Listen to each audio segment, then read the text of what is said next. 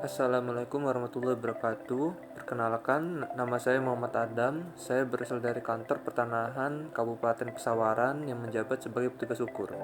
Saya adalah salah satu peserta Latsar CPNS 2021. Pada kesempatan kali ini, saya akan menjelaskan tentang akuntabilitas, nasionalisme, dan etika publik. Yang pertama ialah akuntabilitas. Akuntabilitas adalah kewajiban pertanggungjawaban yang harus dicapai. Akuntabilitas merujuk pada kewajiban setiap individu, kelompok, atau institusi untuk memenuhi tanggung jawab yang menjadi amanahnya, yaitu menjamin terwujudnya nilai-nilai publik. Di dalam akuntabilitas terdapat nilai-nilai publik, yaitu yang pertama, mampu mengambil pilihan yang tepat dan benar ketika terjadi konflik kepentingan antara kepentingan publik dan kepentingan sektor, kelompok, dan pribadi. Yang kedua, memiliki pemahaman dan kesadaran untuk menghindari dan mencegah keterlibatan PNS dalam politik praktis. Yang ketiga, memperlakukan warga secara sama dan adil dalam menyelenggarakan pemerintahan dan pelayanan publik. Yang keempat, menunjukkan sikap dan perilaku yang konsisten dan dapat diandalkan sebagai penyelenggara pemerintahan.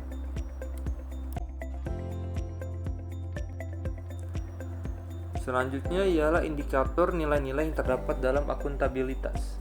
Yang pertama ialah kepemimpinan, yaitu dengan memberi contoh pada orang lain, memiliki komitmen yang tinggi dalam melakukan pekerjaan. Adanya komitmen yang tinggi dalam melakukan pekerjaan sehingga memberikan efek positif bagi pihak lain untuk berkomitmen pula. Terhindarnya dari aspek-aspek yang dapat menggagalkan kinerja, baik hambatan politis maupun keterbatasan sumber daya. Sehingga dengan adanya saran dan penilaian yang adil dan bijaksana dapat dijadikan sebagai solusi. Yang kedua ialah transparansi. Tujuannya ialah mendorong komunikasi dan kerjasama, meningkatkan akuntabilitas dalam keputusan-keputusan, dan meningkatkan kepercayaan dan keyakinan kepada pimpinan. Yang ketiga ialah integritas. Kesesuaian antara perkataan dan tindakan dengan menjunjung tinggi dan mematuhi semua hukum yang berlaku, baik undang-undang, kontrak, dan kebijakan. Yang keempat ialah tanggung jawab, yaitu kewajiban dari individu atau lembaga terhadap setiap tindakan yang telah dilakukan karena adanya tuntutan untuk bertanggung jawab atas keputusan yang telah dibuat. Yang kelima ialah keadilan yang merupakan landasan dalam akuntabilitas. Yang keenam ialah kepercayaan, yaitu lingkungan akuntabel yang berasal dari hal-hal yang dapat dipercaya. Yang ketujuh ialah keseimbangan. Kinerja yang baik harus disertai keseimbangan kapasitas sumber daya dan keahlian yang dimiliki. Yang ke-8 ialah kejelasan, yaitu mengetahui kewenangan, peran, dan tanggung jawab, misi organisasi, dan juga kinerja yang diharapkan organisasi. Yang ke-9 ialah konsistensi, yaitu menjamin stabilitas untuk mencapai lingkungan yang akuntabel. Selanjutnya ialah nasionalisme. Nasionalisme adalah paham kebangsaan oleh masyarakat pada satu negara yang memiliki kesadaran dan semangat rasa cintanya terhadap bangsa dan tanah air, yang ditunjukkan melalui sikap serta tingkah laku setiap individu atau masyarakat. Dengan kata lain, nasionalisme adalah suatu sikap politik dari masyarakat suatu bangsa yang mempunyai kesamaan kebudayaan dan wilayah, serta kesamaan cita-cita dan tujuan. Dengan demikian, masyarakat suatu bangsa merasakan adanya kesetiaan terhadap bangsa itu sendiri. Pada hakikatnya adalah untuk kepentingan dan kesejahteraan bersama. Karena nasionalisme menentang segala bentuk penindasan terhadap pihak lain, baik perorangan, kelompok, masyarakat maupun bangsa.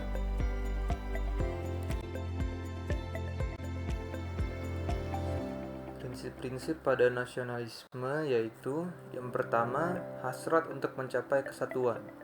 Yang kedua, hasrat untuk mencapai kemerdekaan. Yang ketiga, hasrat untuk mencapai keaslian.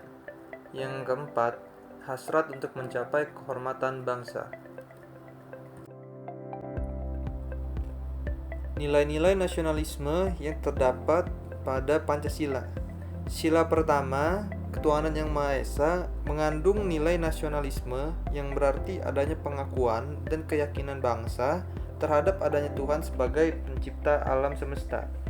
Nilai ini menyatakan bahwa bangsa Indonesia merupakan bangsa yang religius, bukan bangsa ateis.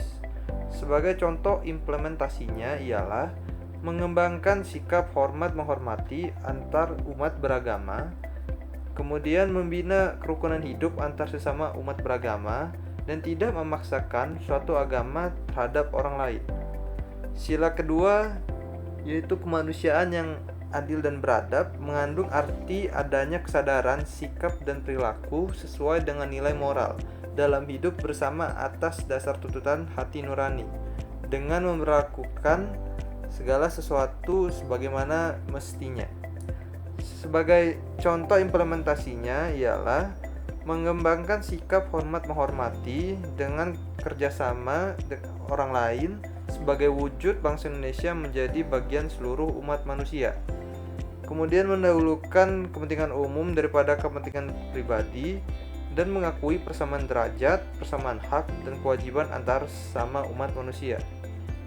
Yang sila ketiga yaitu persatuan Indonesia mengandung nilai bahwa makna usaha ke arah bersatu dalam kebulatan tekad untuk membina rasa nasionalisme dalam negara kesatuan Republik Indonesia. Persatuan Indonesia sekaligus mengakui dan menghargai sepenuhnya terhadap keanekaragaman yang dimiliki bangsa Indonesia. Sebagai contoh implementasinya ialah mampu menempatkan persatuan kesatuan serta kepentingan dan keselamatan bangsa sebagai kepentingan bersama di atas kepentingan pribadi atau golongan. Kemudian sanggup dan rela berkorban untuk kepentingan negara dan bangsa apabila diperlukan. Yang terakhir yaitu mengembangkan rasa kebanggaan berkebangsaan dan bertanah air di Indonesia.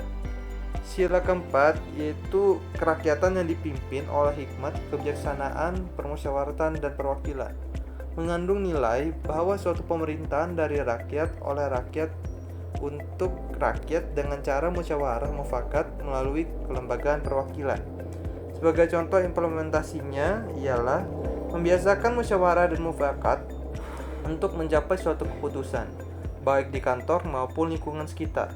Ikut serta dalam kegiatan keagamaan dengan mensosialisasikan tentang persaudaraan dan kesamaan derajat, serta menghormati hak orang lain dalam memberikan pendapat. Sila kelima yaitu keadilan sosial bagi seluruh rakyat Indonesia, mengandung nilai sebagai dasar tujuan untuk tercapainya masyarakat Indonesia yang adil dan makmur secara lahir dan batin. Sebagai contoh implementasinya yaitu menjunjung tinggi semangat kekeluargaan dan gotong royong, peduli terhadap penderitaan yang dialami orang lain, serta tidak melakukan perbuatan-perbuatan yang merugikan pihak umum. Indikator nilai dasar nasionalisme. Yang pertama, kepercayaan kepada Tuhan Yang Maha Esa. Yang kedua, mengakui persamaan derajat tanpa membeda-bedakan setiap manusia. Yang ketiga, rela berkorban untuk kepentingan negara dan bangsa. Yang keempat, mengembangkan rasa cinta tanah air dan bangsa dan rasa persatuan. Yang kelima, tidak memaksakan kehendak kepada orang lain. Yang keenam, mengutamakan musyawarah dalam mengambil keputusan. Yang ketujuh, kekeluargaan dan kegotong royongan. Yang kedelapan, adil terhadap sesama. Dan yang terakhir, suka memberi pertolongan kepada orang lain. Yang ketiga ialah etika publik. Etika publik adalah refleksi tentang standar atau norma yang menentukan baik atau buruk, benar atau salah perilaku, tindakan dan keputusan untuk mengarahkan kebijakan publik dalam rangka menjalankan tanggung jawab pelayanan publik. Etika juga dipandang sebagai karakter atau etos individu atau kelompok berdasarkan nilai-nilai dan norma-norma luhur. Moral dalam etika publik menuntut lebih dari kompetensi teknis karena harus mampu mengidentifikasikan masalah-masalah dan konsep etika yang khas dalam pelayanan publik.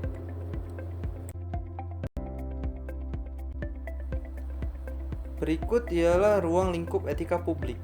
Yang pertama, pelayanan publik yang berkualitas dan relevan. Yang kedua, sisi dimensi reflektif. Etika publik berfungsi sebagai bantuan dalam menimbang pilihan sarana kebijakan publik dan alat evaluasi. Yang ketiga, modalitas etika, yaitu untuk menjembatani antara norma moral dan tindakan faktual. Indikator nilai etika publik. Yang pertama ialah jujur dalam memberikan informasi pelayanan. Yang kedua, bersikap terbuka dalam pelayanan. Yang ketiga, bersikap tulus. Yang keempat, bersikap sopan santun. Yang kelima, bisa menjaga informasi yang bersifat rahasia. Yang keenam, bersikap hormat. Yang ketujuh, bertanggung jawab dalam menggunakan BMN. Dan yang terakhir, berlaku adil dalam memberikan pelayanan. Sekian pemaparan yang dapat saya sampaikan. Mohon maaf apabila terdapat salah kata dan juga terbata-bata dalam pengucapan. Assalamualaikum warahmatullahi wabarakatuh.